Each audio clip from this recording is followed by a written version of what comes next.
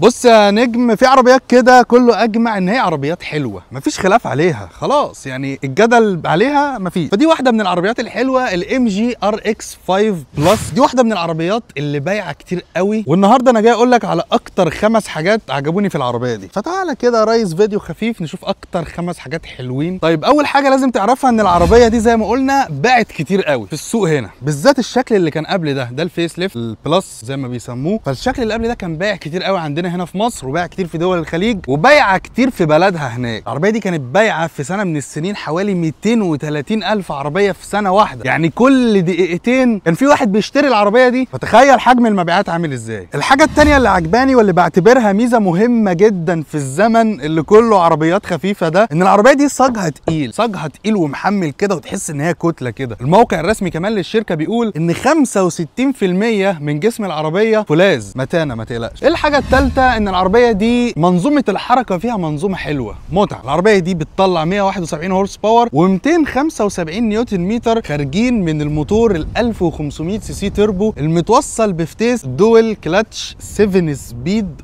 فمنظومه حركه محدش اشتكى منها. العربيه دي بنفس المنظومه دي بنفس الموتور ده شغال في تقريبا 3-4 عربيات من ام جي ومحدش بيشتكي فيهم. والشكل اللي قبل ده كان شغال كمان بنفس الموتور والفتيس. وفي ناس وصلت بعداد الكيلومتر لفوق ال 300 الف كيلو، يعني في ناس وصلت بالمنظومه دي وعدت ال 300 الف كيلو ماشي جوه مصر هنا ومحدش اشتكى من حاجه. رابع حاجه عجباني في العربيه دي هي الانتيريور بتاع العربيه. العربيه من جوه، يا ترى العربيه من جوه عامله ازاي؟ دي حاجه انت لازم تشوفها بنفسك. فالعربيه من جوه دي ده واحد من احلى الاشكال، يعني ممكن تركب كده وتمشي الصبح تمشي بالليل وانت مستمتع بالمنظر اللي قدامك ده. الستيرنج ويل الرياضيه الدي شيب الشهيره بتاعت ام جي، ديجيتال ديسبلاي، والشاشه الوسطيه العملاقه. بصوا يا جماعه، دي مش شاشه، يعني في شاشات كتير كبيره عادي خلاص عرفنا، ولكن الشاشه دي اللي بيميزها ان هي جايه بالطول مش بالعرض. فده مديني احساس جديد شويه، او مديني احساس مستقبلي شويه. كمان الشاشه بتفكرني بالشاشه بتاعت المرسيدس الجي ال سي. ده غير ان الكونسول الوسط هنا ما فيهوش تعقيدات، سهل جدا. عندك هنا كاب هولدر، وعندك هنا الشاحن الوايرلس والاوتو هولد والفرامل اليد كهرباء والفتيس شيفت باي واير. خامس حاجه عجباني في العربيه دي شكل العربيه الخارجي حلو قوي يا جدعان، بجد والله. العربيه مهما تبص لها من كذا زاويه هي حلوه، يعني ما تقدرش تبص كده من حته وتقول لي العربيه دي وحشه، مفيش. مهما تحاول تجيب يمين تجيب شمال العربيه حلوه. التجهيزات بتاعت العربيه مش فقيره خالص من ناحيه وسائل الامان. 6 ايرباج بقى، والاي بي اس واي بي دي واي اس بي، فاهم، كاميرا 360 درجه. جودتها مش احسن حاجه ولكن موجوده. كرسيين قدام كهرباء، وشنطه كهرباء، وسنسورز اماميه وخلفيه، وفوانيس ال اي دي.